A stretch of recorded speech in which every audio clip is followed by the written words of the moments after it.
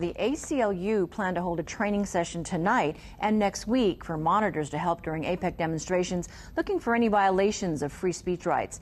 But it canceled those plans, saying it is only aware of a very small number of planned protests. Hey, APEC, listen up! 99 are rising up! These anti-APEC demonstrators with the group World Can't Wait sought help from the ACLU after getting stonewalled by the city over a permit to protest when world leaders are in town. We're only aware of one permit, right, being pursued.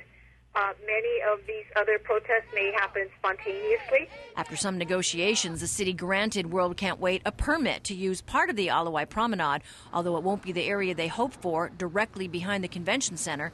It will instead be on the opposite end, where the group worries nobody will see them. They will have access to part of the promenade that's along Ala Moana Boulevard, more on that end, and we'll be having to share the promenade with law enforcement. World Can't Wait organizer Carolyn Hatfield said the group was informally offered use of the more visible Ala Moana Beach Park, but turned it down because of restricted parking.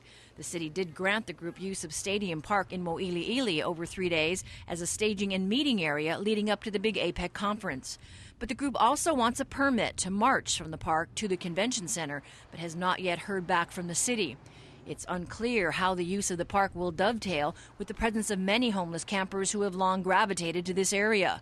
Meanwhile, the ACLU is hailing the timing of a court decision on the use of tasers by police as helpful to the planned APEC demonstrations. It creates clearer guidelines that prevent police from using tasers unless someone's safety is in danger. And the ACLU hopes that the police will be mindful of this bright line in dealing with security situations that may arise during APEC.